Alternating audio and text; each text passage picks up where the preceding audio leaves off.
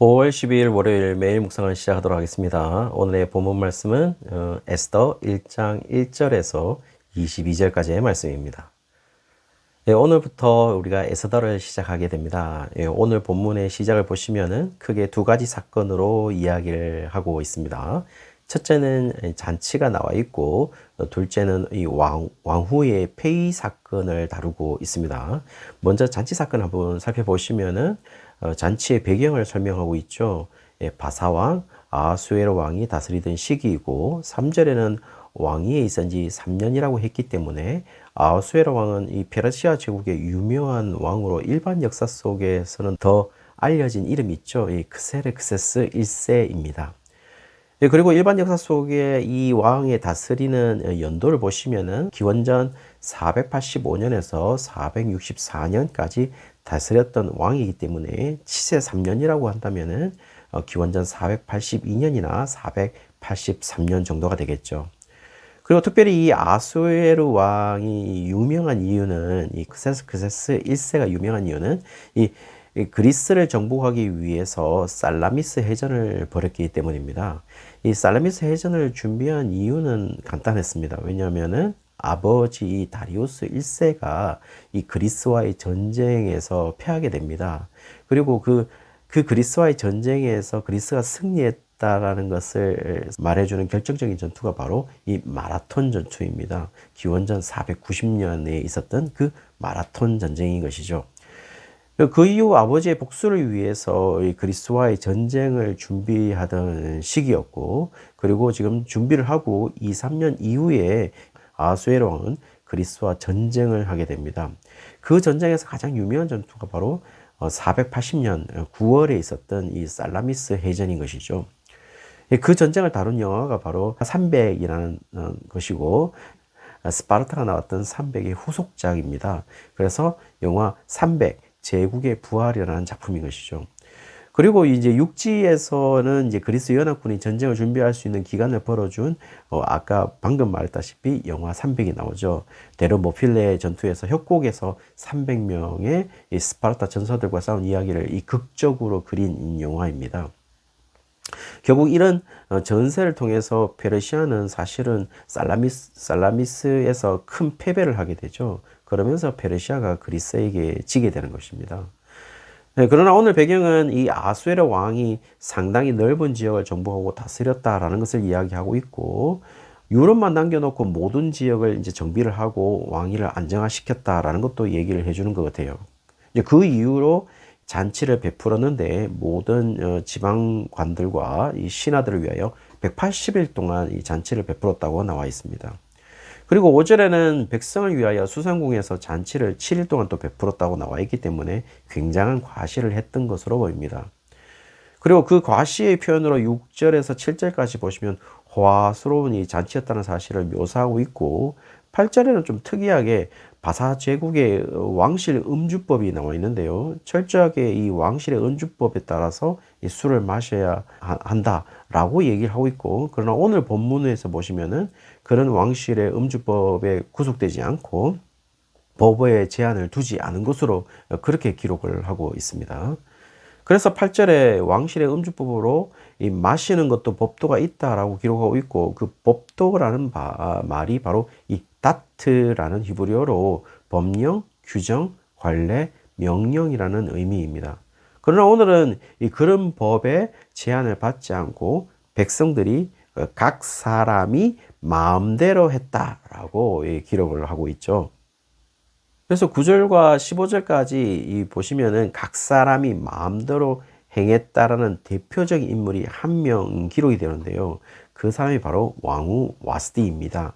왕은 왕후인 이 와스디를 백성들과 귀족들에게 보여주고 싶어 했습니다.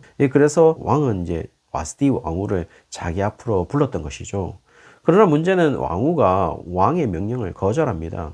의미심장한 기록은 13절과 15절에 보시면 이런 경우에 왕후를 어떻게 처리해야 하는지에 대한 규례를 법 자문기관에게 물어봤던 것 같아요. 그 물어보는 장면이 나옵니다. 그때에 그 규례가 8절에 왕실의 음주법에 대한 법도라고 나와 있는 그 법도와 같은 히브리어를 사용하고 있는 다트라고 동일하게 사용되고 있다는 것이죠. 여기에서 와스티는 자기 마음대로 했던 것으로 보입니다.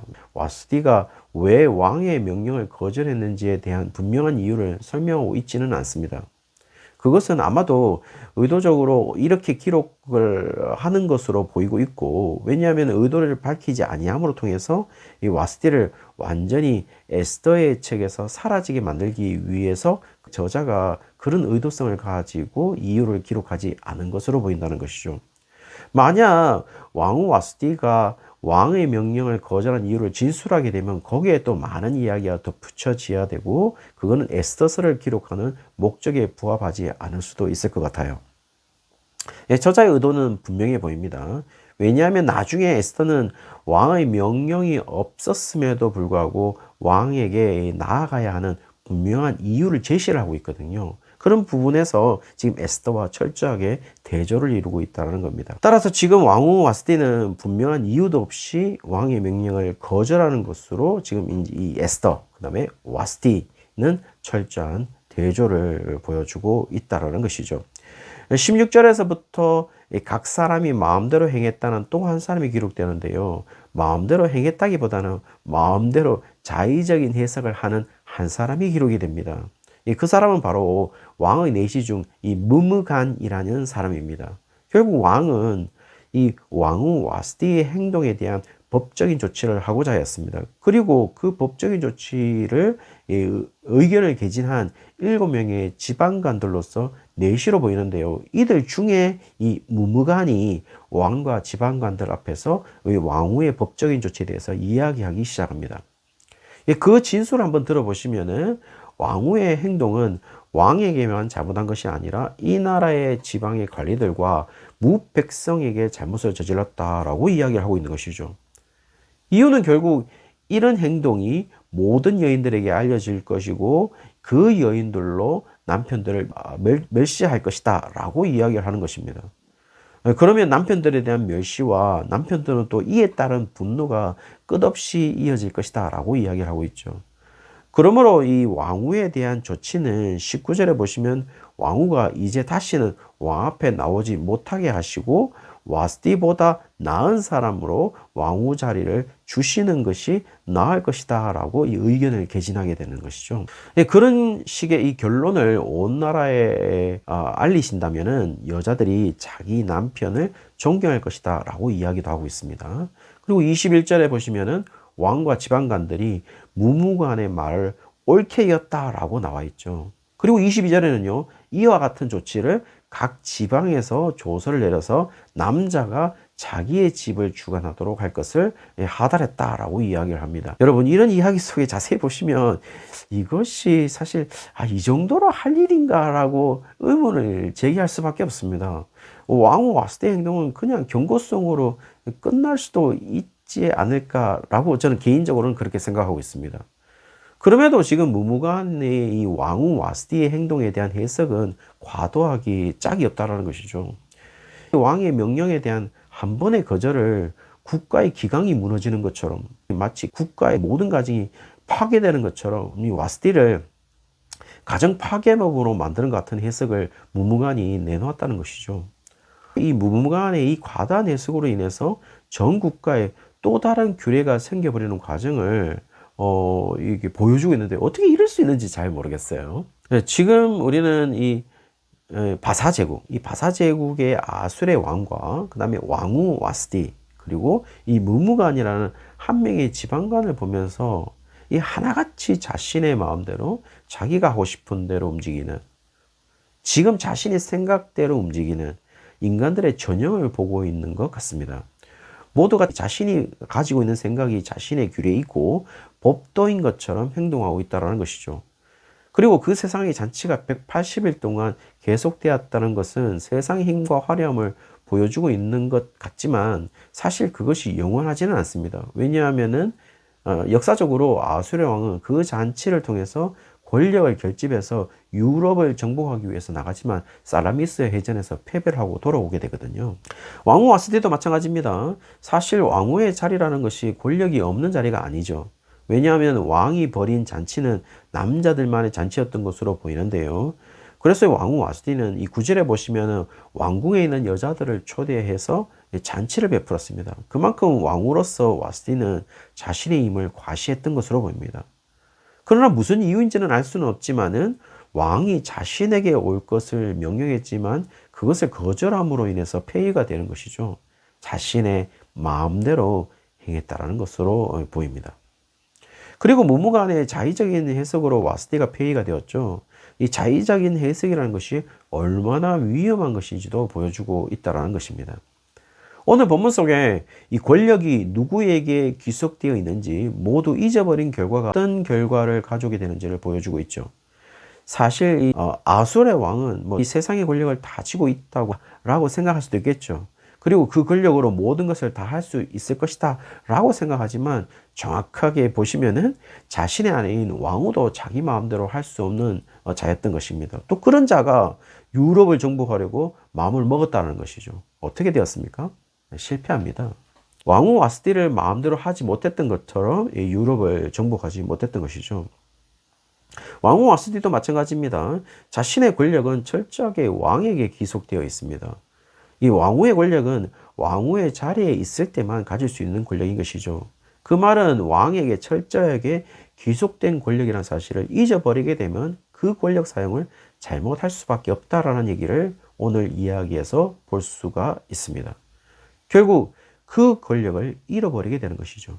또 무무간도 한번 보십시오. 왕의 생각과 전혀 상관없이 자신이 자의적인 해석을 함으로 통해서 어떤 결과를 가져오게 됩니까? 모든 사람들을 힘들게 만들었고 이상한 법규와 규례로 사람들을 갇히게 만드는 그런 결과를 초래하게 만들었죠. 그리고 왕후 와스티는 생물학적 살인은 아니지만 이미 사실상 살인과 다를 바 없는 결과를 이 무무간의 해석 때문에 그 결과를 초래하게 됐다는 겁니다. 분명한 것은요, 에스더에는 하나님이라는 단어가 나타나지 않습니다. 그러나 우리가 가진 힘과 모든 존재를 바라보고 해석함에 있어서 하나님을 한번 제외시켜 보면은 어떠한 결과를 초래하는지를 우리에게 지금 이들을 통해서 아수에로 왕, 왕후 와스티와 무무간의 자의적 해석을 통해서 우리에게 보여주고 있다는 것이죠.